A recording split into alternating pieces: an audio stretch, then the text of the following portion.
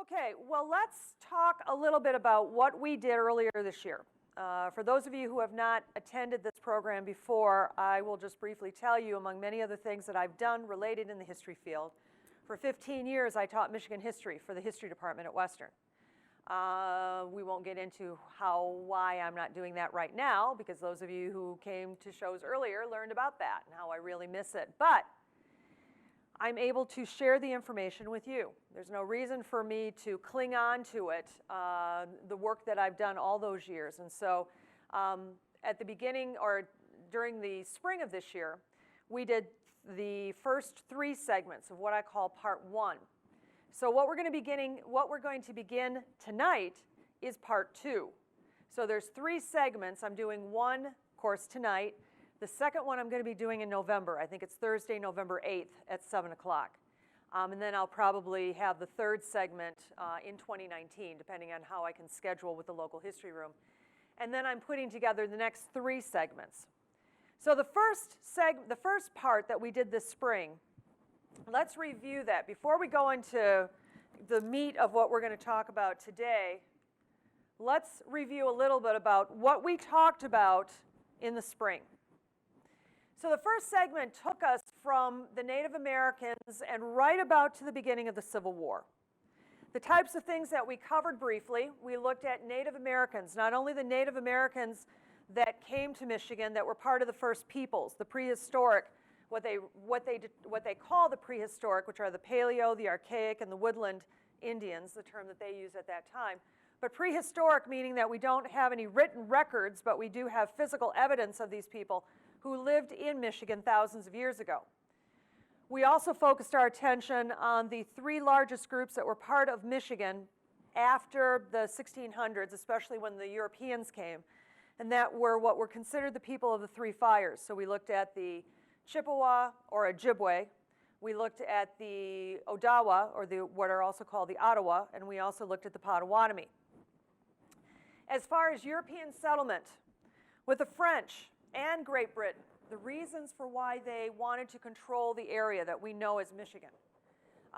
Looking at their desire to try to find the Northwest Passage, the impact of religion, especially with the French, and the impact of the Jesuits. Their exploration. We looked at a lot of the early explorers like Bruel and Joliet, and of course Father Marquette. And then the economy. And both France and Great Britain, and even the United States, their economy was based on fur. So the impact of the fur trade, which was really what historians have called the first extractive industry in Michigan. We're going to look at some of the examples of the other extractive industries that existed in the 19th century. We also looked at the institution of slavery, which existed both under the European control of this area, and even when the United States took over, there was still slavery here. The treatment of the Native Americans, the impact of the French and Indian War and the American Revolution, and the settlements at that time, which basically were centered up at the Straits, St. Ignace and Mackinac City, what we know as Mackinac City, Sault Ste. Marie, which was mainly a trading post, and also looking at, of course, Detroit, because remember, with both the French and Great Britain, well, especially with France, those forts that they created in areas such as Port Huron, St. Joseph, Niles, were all to be temporary to help control the impact of the fur trade. So with the United States control, we looked at, of course, the Treaty of Paris and the United States that really didn't able to take control of the Midwest and Michigan until around 1796. But even before that, 2 of the very important pieces of legislation that were passed by the Articles of Confederation, the Land Ordinance of 1785 and the Northwest Ordinance of 1787, which had a big impact on the development of the area. Michigan Territory and Statehood, which covered the period of 1805 to about 1837, where we looked at the impact of the War of 1812, the relations with Native Americans, the importance of transportation, canals, railroads, and of course Michigan's sticking their toe in the water for canals didn't last very long, but the impact of the Erie Canal in New York and how that brought so many of those early pioneers to Michigan from New England and New York and the impact that that had on those early years of the development of Michigan's government, religion, education. The road to statehood and the conflict with Ohio, and looking at the Toledo War. We looked at our first Constitution, which is 1835, and then got into what I sort of call the different types of reforms. We look at the reforms that dealt with prisons, with asylums, with people who are mentally ill. Also, we looked at the treatment of people who were poor. And then probably the biggest, and of course the creation of education, our public system. We looked at the normal school system, which trained teachers, agricultural, and then our second Constitution in 1855. And the last thing we covered was the anti-slavery movement in Michigan and how the reasons why we were such an anti-slavery state.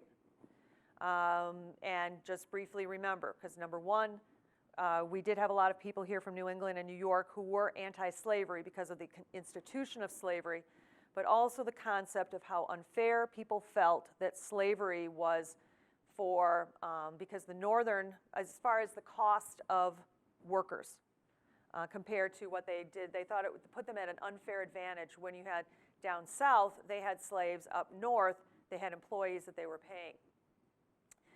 We also looked into politics and the birth of the Republican Party, which, even though Wisconsin claims it, Jackson, Michigan talks about it being the birth of the Republican Party in 1854 in July under the Oaks, and how you had all these different parties that formed to make it the Republican Party. Okay, so that was a mouthful. That was a lot we accomplished in those 3 sessions. So what are we going to do this second session? So where we're going to start is the beginnings of the election of, the election of 1860, and then looking at the Civil War and the impact that that had on Michigan. And that's about what we're going to be covering tonight. What we're going to be doing in subsequent sessions, we're going to focus our attention on the economy. And the 2 things that you really have to focus your attention on at this time, lumbering and mining, when you're looking at the 19th century in Michigan. Also manufacturing. Another area we will cover will be urbanization, the growth of the cities. At this point, in 1860, 90% of the people in Michigan are living on farms. We were an agrarian society. Manufacturing is beginning, but a lot of that manufacturing is just fulfilling the needs of the local area or maybe the regional area. Manufacturing is not a big factor. It will change when the Civil War comes and there's a need for things. The last area that we'll look at with this will be, again, another large period of reform towards the end of the 19th century to try to cure the ills that all this industrialization created, and that is the area of progressivism. And we'll look at that and some of the individuals that are involved. Okay, so that's what you have to look forward to if you stick with me over the next 2 additional sessions after this. So, why don't we begin? For those of you that remember your history, might remember about the election of 1860, that it was a little crowded ballot. You did have Abraham Lincoln here, who was part of the Republican Party, but you had 2 Democratic candidates. One that was more the Southern candidate, and then as opposed to Stephen Douglas, that was more of the Northern candidate. And then you had Mr. Bell, that was of the party, the Constitutional Union.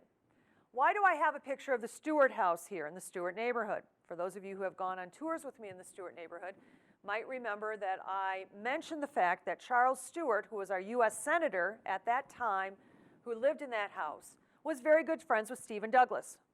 And during the election of 1860, Stephen Douglas came to Kalamazoo. More than likely, well, I'm not sure if he stayed with Mr. Stewart or if he stayed downtown, but we do know that there is one evidence that Stephen Douglas came to Kalamazoo, and that's the name of a street. So not far from here, in fact, just about a block and a half from here is Douglas Avenue. And Mr. Stewart owned that area and was able to, now that road actually may have been called before then just the Plank Road to Grand Rapids. I mean, you follow Douglas Avenue, and that was the old Plank Road, which is another thing we talked about in the first session. And so that's one reason why I've got Stewart's house located there. So because Michigan had become such a Republican state, it's no surprise that Lincoln carried the state. Our Republican governor became Austin Blair. Kingsley Bingham was our first Republican governor. And we've got a majority there. Not long after that, we had the beginnings of the Civil War. If we look at the national events after the election, you could see within a matter of weeks after the election, that's when you have South Carolina seceding initially. And after Lincoln is inaugurated, not long after that, you have the firing on Fort Sumter, which resulted 3 days later for this, Lincoln's call for how many men. Now notice how many days, he says, because there was the feeling that 3 months were going to be sufficient to put down the rebellion. As far as what happened in Michigan at this time, this is what we were expected to provide. We were expected to provide a regiment of this many companies. Now, what did we have up to this point? We did not have a National Guard, but what they had were what were called local militias. And local militias, we had currently at this point in time, we had about 28 local militias around the state of Michigan, mostly in that southern part of the Lower Peninsula, not so much that many up in the UP. And they were about 1,200 men, and it was mostly a social organization, but they would get together and they would drill, they would have to buy their own uniforms, and in some cases, the uniforms became very elaborate. And so that's who they looked at first to form this regiment. Now, they were also expected to do this. But that was a problem because of this. We were under this second Constitution. And because of the debt we had incurred because of our attempts to build 3 railroads and 2 canals, we were seriously in debt. Although by this time, I think we were out of that debt. But according to the Constitution, you could not go into debt any higher than $50,000. There was a limit there. And so what are you going to do? Well, and this right here is Austin Blair, picture of Austin Blair. And so what he did is he personally went out and tried to raise money himself.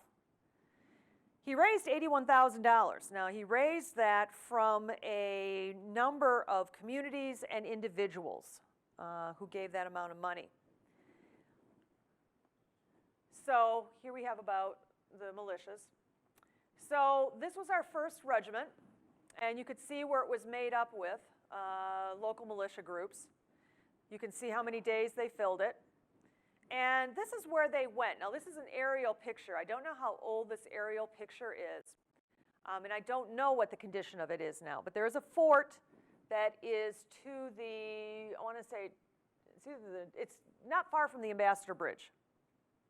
I think it's a little south of the Ambassador Bridge over in Detroit, along the Detroit River, called Fort Wayne. And this was actually created in the early 1840s because there was a disturbance, rebellion, however you want to call it, that was going on in Canada at the time. So there was concern about the security in the United States, and so it was built at that time. And you can see that there is a very high wall, and so the barracks, the building here, is built up high. Eventually you can see that there were a number of buildings in this photo that were taken here. I'm not sure what the current status of this was. For a very short time period, it was under the auspices of the Detroit Historical Society. I don't think that that's the case today. But this is where that first Michigan regiment went. So they mustered and drilled there. Now this photo, there's a little dispute exactly what this photo is of. This is a photo that is sometimes identified as when the 1st Regiment was formally presented the colors on May 11th, 1861 in downtown Detroit, or what at that time was downtown Detroit. It was from the Ladies of Detroit, and this regiment arrived in D.C. on May 16th, so they made it in 5 days. They were the first Western regiment to appear, and it has been said that Lincoln said, "Thank God for Michigan." which if you go to the Michigan Historical Center, had been used on T-shirts and mugs. And I don't know if Abraham Lincoln knew that when he was going to say that that's where it was going to appear. So sometimes this photograph also gets another identification. But for the most part, this is the identification that I have seen where they say that this is where the colors are being presented to them. More regiments were formed, and by May 3rd, so remember that first call from Lincoln came on April 15th.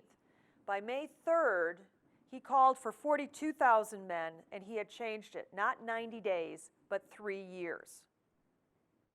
And I'm not sure when exactly the Battle of Bull Run was, but I think that there was the realization that this was going to take more than just a few months to settle it down.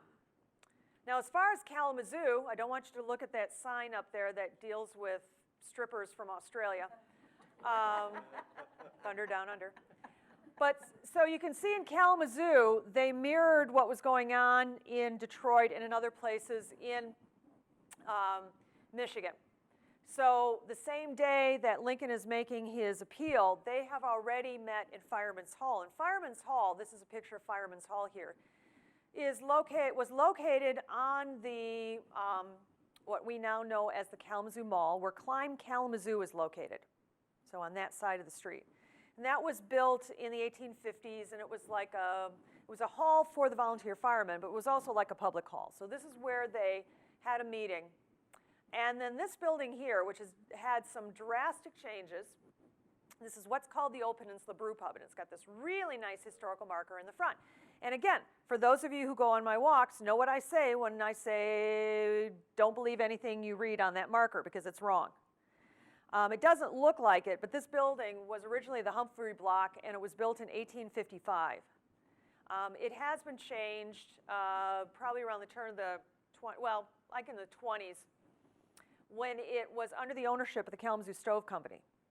I'm sort of segueing a little bit from the Civil War, but one of the reasons why these windows are so wide is because that was the way that they were able to advertise their stoves and their heating units and everything else like that.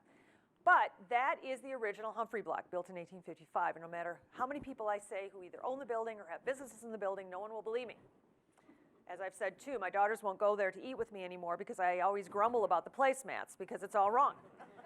But what are you going to do? This is what happens when your mother is a historian. Anyway, so what's interesting about here, so they drilled here, they also drilled out at what was called the National Driving Park, which was the county fairgrounds at that time, which were in the Edison neighborhood, sort of at the intersection of Portage and Washington to the south of that. You can see that 13 days later, 70 men left for Detroit. One of the interesting features about, well, one of the interesting statistics about this, actually sad, is that there were a number of men that did not make it to leave for Detroit because there were some men who got ill, and they were actually nursed in the Humphrey Block by women from the Ladies Library Association. Unfortunately, some died, and they're buried at Riverside Cemetery. Now, not in the where the GAR monument is. It's in another area, and this is what's wonderful when you go on a cemetery tour. And you have Gary Gibson, who's a member of the Sons of Union Veterans, and he can point out exactly where it is, and it's where the Westnages are buried. In general, this is the number of statistics that we have as far as the numbers of individuals who volunteered and were part of the Civil War. So you can see the numbers of men, how many enlisted. Now, this doesn't mean that we didn't get into the draft. We'll talk about that in a little bit. You can see the total number of men served, and what's really interesting here is you can see the various number of regiments that were created of Michigan men. The number of infantry, cavalry, now engineers, artillery, sharpshooters, and the Navy, they were mixed with other northern men from other states. But as far as the units that were all Michigan, that's where you'll see infantry and cavalry. I should also say that if any of you have any questions throughout this evening, please ask them. This is the war where we do have a lot of evidence, and we've got photographs like these of various men in Michigan who fought during the Civil War. I can't really identify too many of them, except this guy is from Kalamazoo, this gentleman is from Kalamazoo, this is Benjamin Orcutt. This right here is another unit that existed of Kalamazoo men. You had other people who participated in the war from Michigan. Sara Edmunds. Sara was born in California, came to Michigan to escape an arranged marriage, and during the Civil War, she became known as Franklin Thompson. She disguised herself as a man. She joined the 2nd Michigan Infantry, and she was part of it between 1861 and 1863, so for about 2 years. No one discovered her secret. She even served as a spy behind the lines. I have to laugh that she disguised herself as a man, and then she went over to be a spy, and they wanted her to disguise as a woman.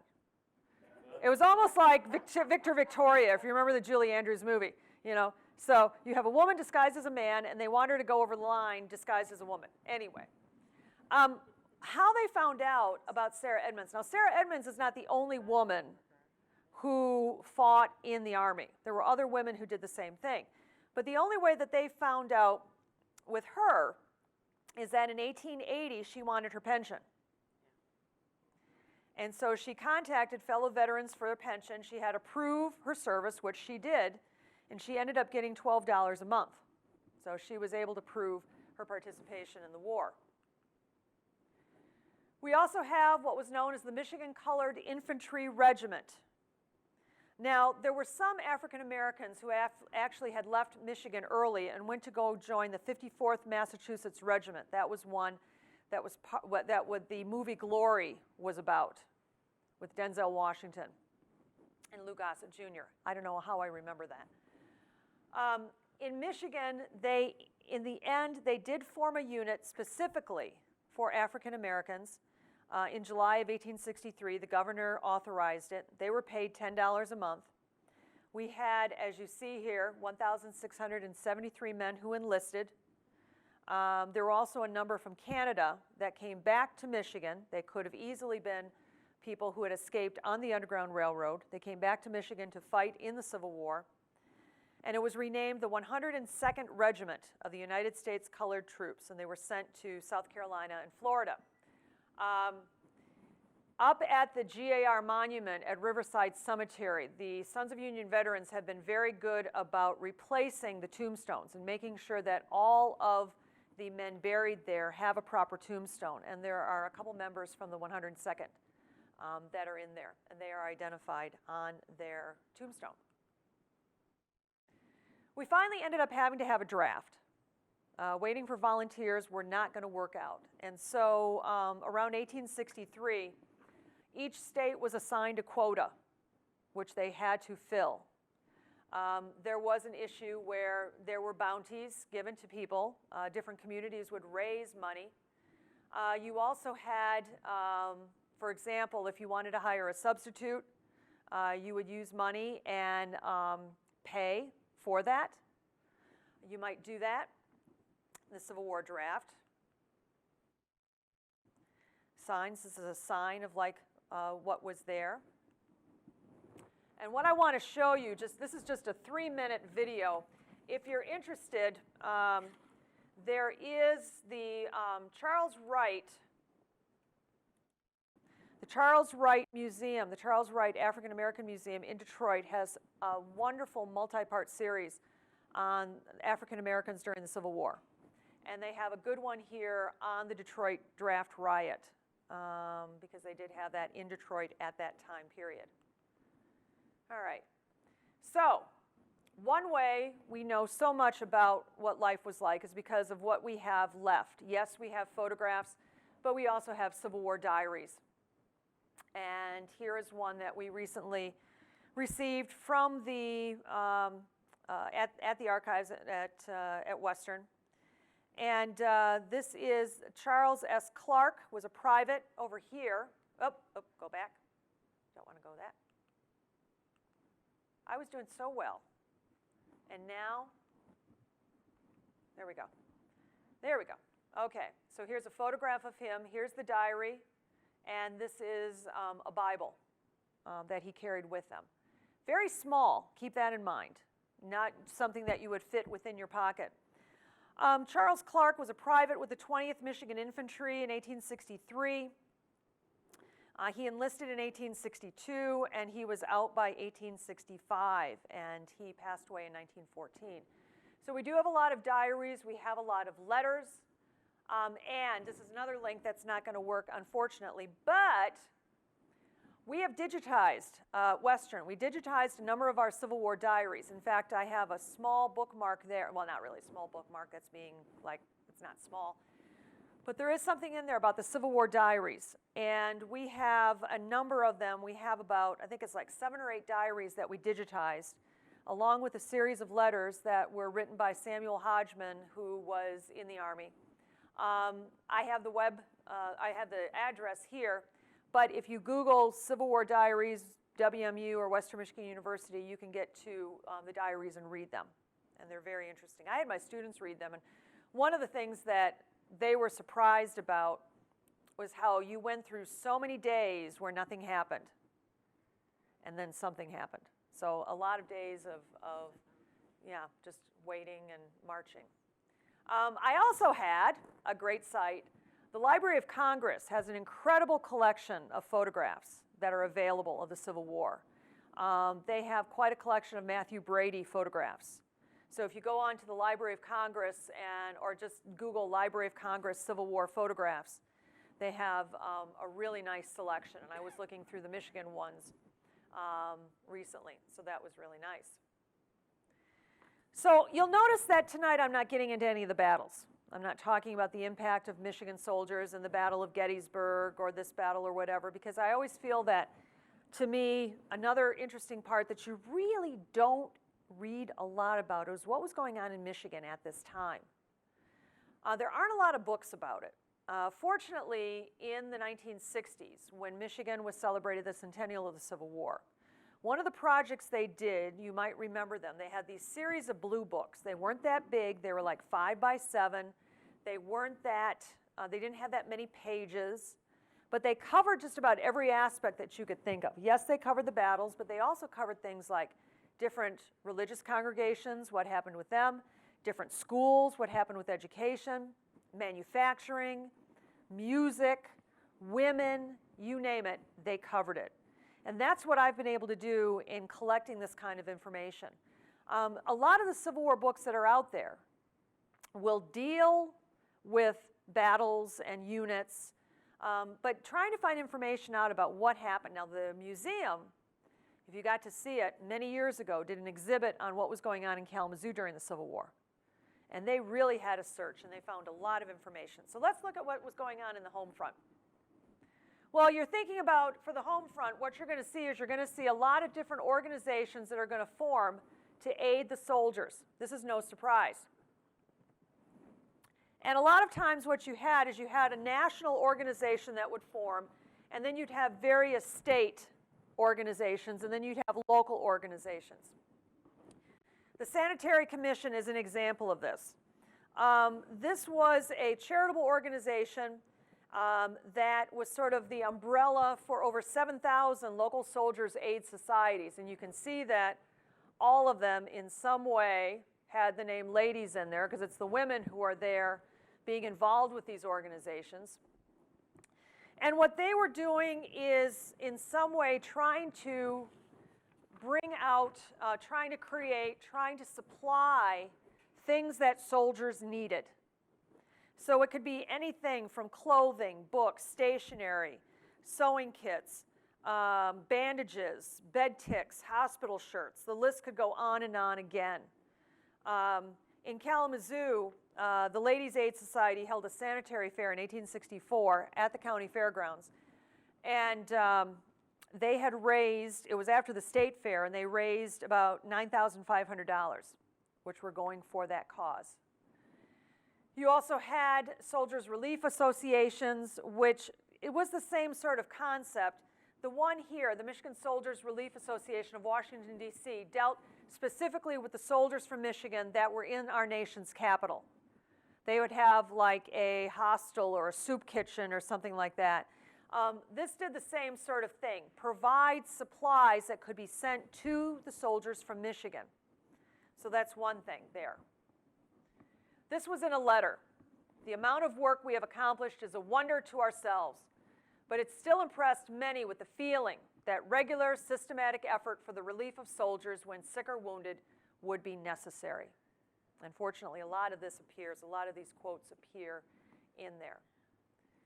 As far as religion goes, this is the first war where you have chaplains that are assigned to these units. But another thing that would be the Christian Commission. And the Christian Commission not only provided ministers, but also laymen that would serve. I guess the best example I could think of is the story of Little Women. The father, who was off to the Civil War. He was not fighting, but he was supporting the soldiers in the way he could. Now, I don't think it was through the Michigan Christian Commission, but it was the same kinds of things that he was doing. These people would read burial services. They served as medical orderlies. They carried letters. They gave sermons. And they worked in a volunteer capacity. As far as war financing, same thing as what they did in World War I and World War II, and that were bonds, selling of bonds. Also, too, I thought this was interesting. Kalamazoo at this time instituted an income tax for people whose income was over $600 a year. They would be charged a tax, and that tax would be going towards the war.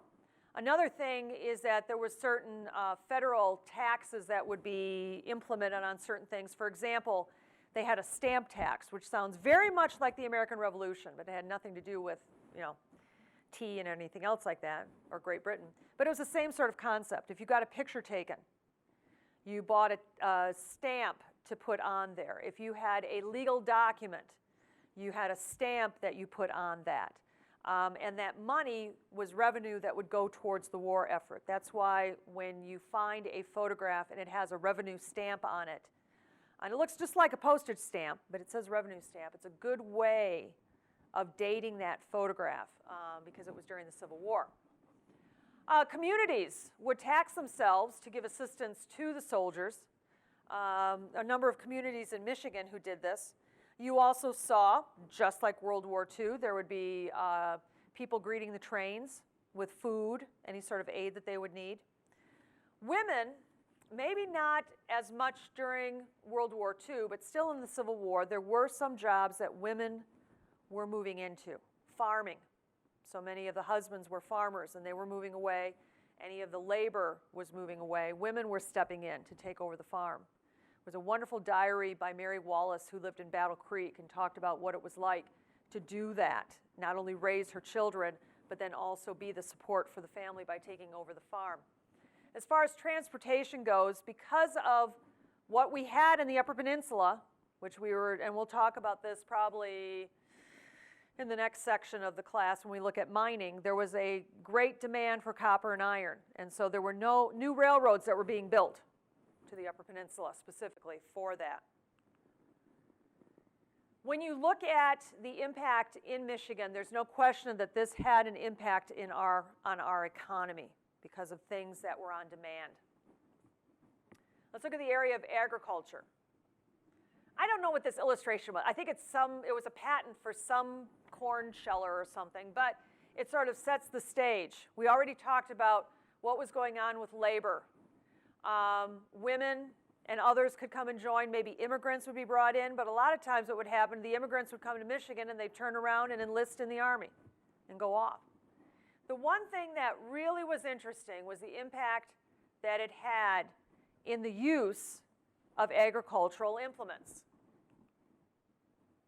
Frank Little was from Kalamazoo, and in 1864, this is what he said as far as the impact of this. That one man, through the aid of improved implements, could do the work of 10. It really had a big impact. Well, in 1863, a farmer in Pontiac said about this, about what mowing machines would do. One reaper could do the job of 12 men. Michigan began to manufacture agricultural implements before the war, but the demand grew tremendously. Harrows, wheat drills, gang plows, corn shellers, horse rakes, horse pitchforks. It could go on and on again. So how do we know that there was so much of an increase of the purchase of agricultural implements? Well, the population census is one thing, but part of the census information is the agriculture census. And you can compare the statistics between 1860 and 1870 to see the growth of agricultural implements. In 1860, the value in Michigan was $5 million of the amount of agricultural implements that were used around farms in the state. By 1870, it had grown to 13.7 million. A bonus to Michigan was a majority of these agricultural implements were made in Michigan. Kalamazoo was a big center of agricultural implements. Even, I love this one, I've always bring this up, Birmingham, Michigan. You don't think of Birmingham as having any sort of industry, but they were making agricultural implements. So when you look at the impact of the economy on agriculture, too, why did we need these? And here's some examples of pictures of some of the implements that are being created at that time period. So we talked about the value and where they were made. And you can see there, additionally, some of the other communities that made agricultural implements. Now, this business continued after the war because of the move to the West and the demand for these, for all the farms that were being created out west.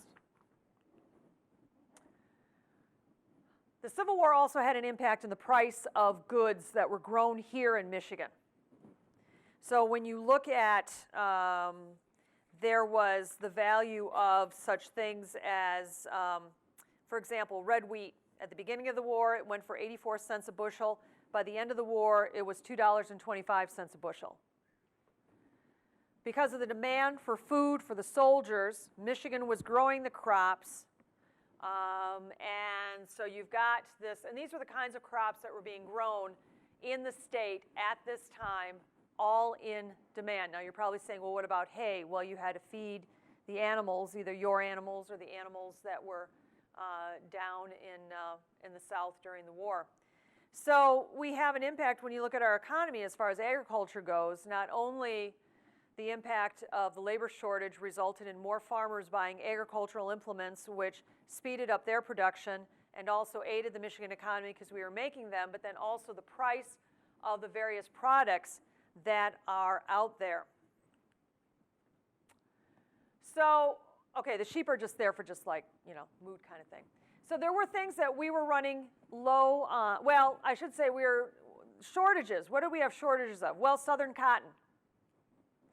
So what did we turn to? We looked at flax and wool production. And we were the 4th largest in the country. That's a lot of sheep that we were having there. What demands are they for? Well, for the war, you've got uniforms, blankets, other things that the troops would need. And some of the areas that this was big in, Washtenaw, Oakland, Jackson, Calhoun, Lenawee, and Livingston. Those 6 counties had 40% of the state's fleece output. So that. Okay, sugar. We weren't really getting too much sugar these days, so Louisiana sugar. So what are we replacing it? By producing molasses. Maybe not to the high extent, but what happened with those that were producing sorghum molasses, after the war, they moved from that to sugar beets. So when you look at agriculture around the Saginaw area, that really started around the war, but they sort of went from molasses to sugar beets. Now, tobacco, yes, there was a lack of tobacco because of that not coming up from the South. We did attempt it in Michigan, but not to any major part. So they tried it. I don't think they really succeeded all that much. Okay, so agriculture. So the war had a tremendous impact on our agriculture production. Mining. Now, this is where it gets a little, it's a little challenging when you're doing this with Michigan history, because I haven't even told you about the copper boom and why people wanted to go up there and how they found it. And you can just be assured by the 1860s that, yes, we had copper and iron, and we had a canal over near the Sioux that made transportation a whole lot easier. During the war, these were used for munitions, firearms, cannons, naval equipment, railroads, canteens, and even buttons, whether it be copper or iron. Before the war, there were 23 copper mines in the Keweenaw Peninsula along the spine. When you're looking at Copper Harbor, you're looking at Ontonagon. So from about Ontonagon up to the north to the tip of where Fort Wilkins is. By the end of the war, there were 36. By this time, Michigan was producing 70% of our nation's copper. So big demand, and that's why not only do you have this copper coming through the canal at the Sioux, but you've also got, as I said, these railroads are being built to take that copper down to the market. So there was a big demand. Iron is the same thing. And we had 3 iron mines by 1861. Within 4 years, we had 7. One of the differences between copper and iron is copper is measured in pounds, iron is measured in tons. So before the war, we were producing about 22,000 tons of iron. By the end of the war, we were producing close to 300,000. And a lot of that was because of the demand that the war was putting on it. Railroads, that's one thing I didn't mention. You need this for railroads also. So the price of copper is increasing, and they are also going through a labor shortage. There was one recollection of a group of Swedish workers were coming into Detroit to go up to the Upper Peninsula to work in the mines. And instead, what happened was they were offered very good inducements to join the Army. So instead of going up north, they basically turned around and headed down south. So labor continued to be a shortage. I can't say that they had as many labor-saving devices as what you saw in agriculture. We'll see the impact of technology on mining, and that's not something that came about because of the Civil War at that point in time. Area of manufacturing during the Civil War in Michigan. There was growth in that, and as I mentioned that before the war, they were mainly producing for a local market. So for example, when you think of the furniture industry in Grand Rapids, before the Civil War, they're mainly producing just for that area. They're not really shipping things to other places like what they ended up doing. Things are beginning to change, and you are seeing a little more manufacturing as an impact of the war for such things as woolen goods, which makes sense because you've got the raw material there coming in from all those sheep. So we have companies that are making clothing, blankets, what's ever going to be needed, boots, shoes, hats, caps, and obviously things that are made with lumber. There are new products and processes that are going on. One of the things that happens during the Civil War, actually in Michigan, is in 1862 in Wyandotte, they have the Bessemer process in the production of steel. So that happened not in Pennsylvania, where you might think of, but Michigan. But obviously, when you think of steel, you think more of Gary and Pittsburgh, or Pennsylvania, Pittsburgh, than you think of in Michigan. So what happened in higher education? Well, Michigan State University opened up their doors in, they were created in 1855. And so technically, the first graduating class was going to be graduating, because they didn't open until a couple years later. But the first graduating class was going to open in 1861, 1862, let's say 1861. There was no graduating class, because they had all gone to join regiments. So no commencement speaker or anything else like that.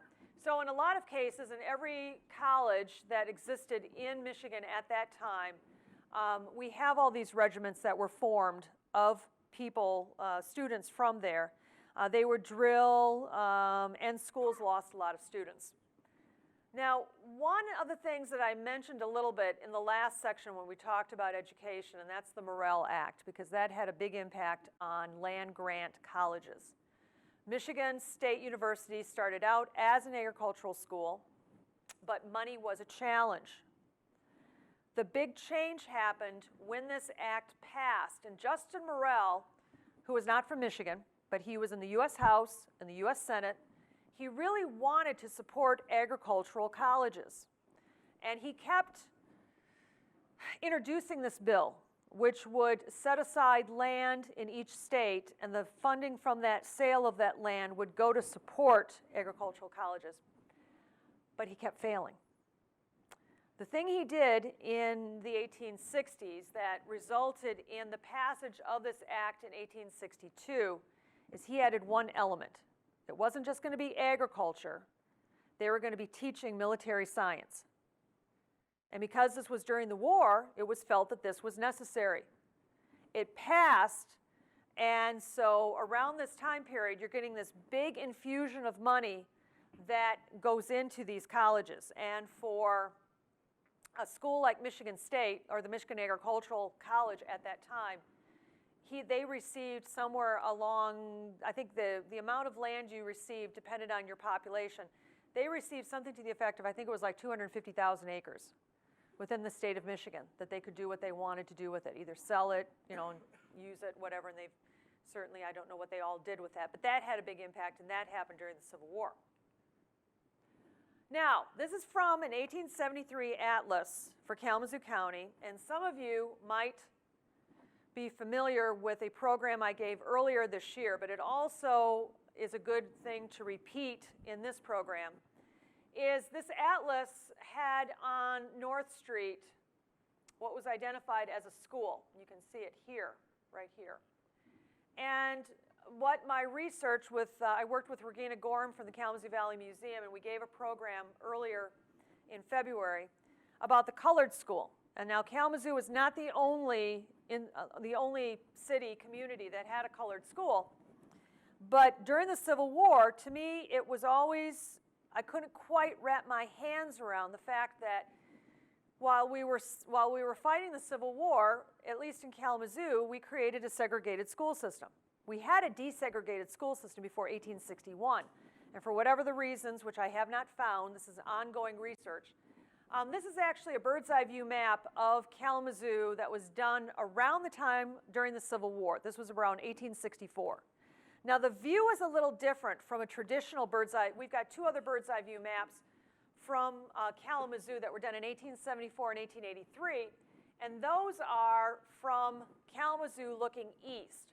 So bird's eye view maps were done by artists that would travel from town to town. They wanted to give you the impression that you are up in the air looking down on this aerial view. They, in fact, though, were walking the streets and making sketches. They're not the most accurate, but they're better than nothing. So the earlier maps we've got the state hospital up here on the hill. So a lot of those, the two maps after this went from there looking down. This one is from the east looking west.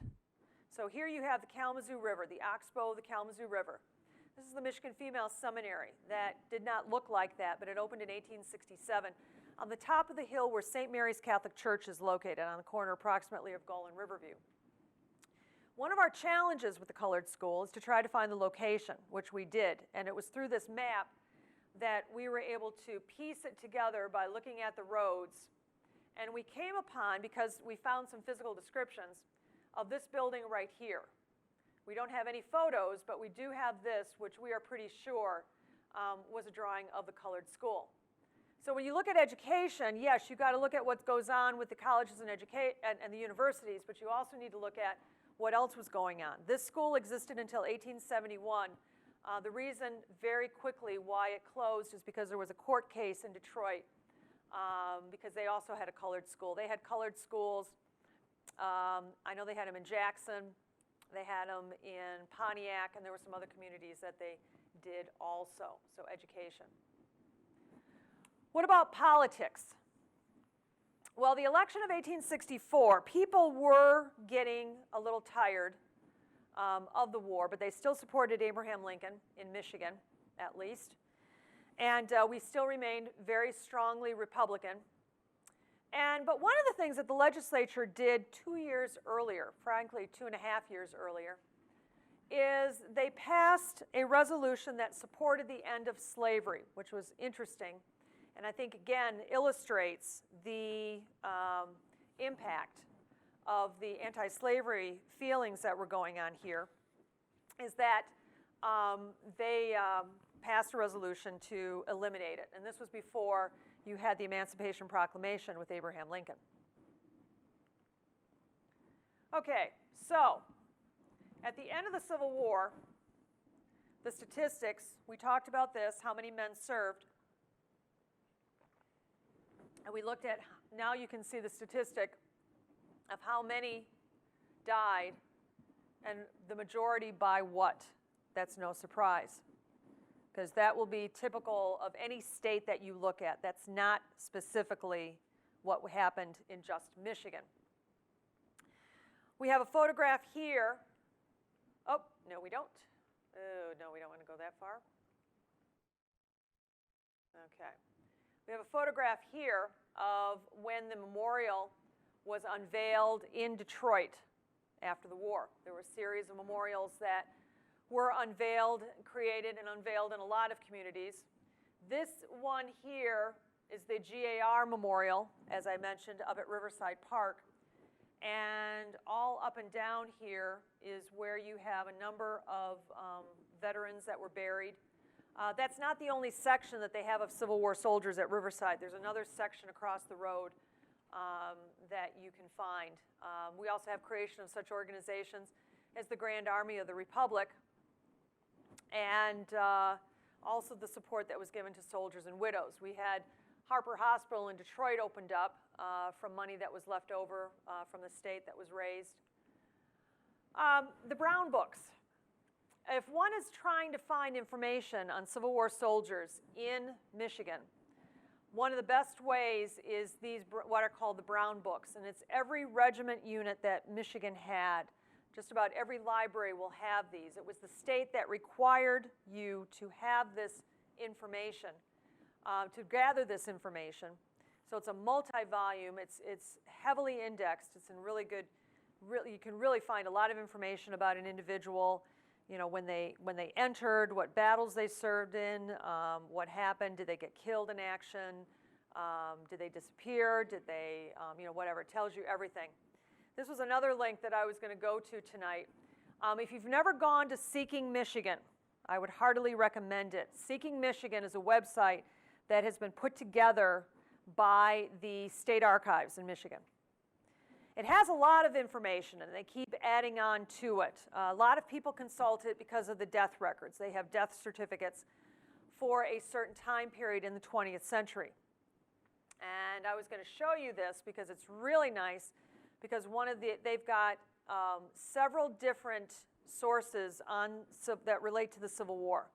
They have Civil War battle flags that you can see. And what they've also done is they've also digitized the information in these Brown books.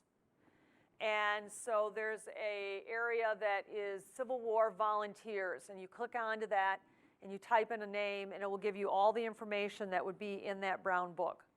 So if you're ever interested in investigating someone that you may have in your family that may have fought in the Civil War that was from Michigan, this is a really, really good source.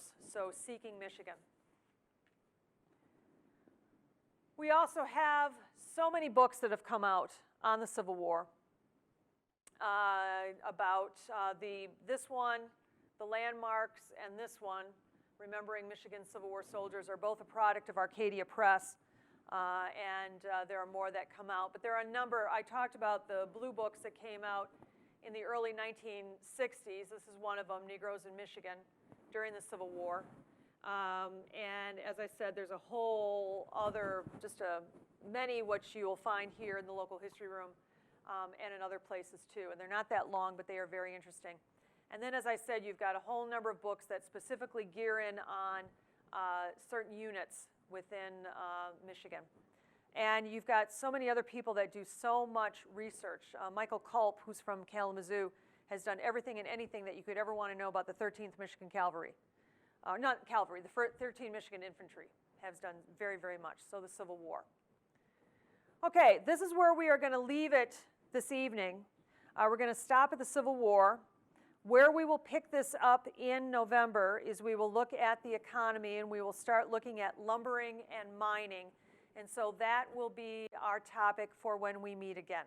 Anybody have any questions at this point? Lynn, yes. Taking questions, I think possibly if we leave your PowerPoint and bring up the internet, you can go to some of those sites you want. Okay, that would be good. we try? Yeah, if you want to try that. Okay. Anybody have any questions or comments on this? I promise I will not show you the YouTube video, but it's only about 3 minutes. But if you're interested, check that, because they've really gone to a lot of effort to do that. Okay. Well, I was hoping it would work. yeah, I don't know if it's going to. Oh, yeah, it doesn't look like it's going to. That's okay. That's fine. So, Seeking Michigan, check that out. Also the diaries, if you're interested in reading that, reading any of those diaries and anything else, all right? Okay, so thank you very much for coming this evening, and hopefully we will see you in November.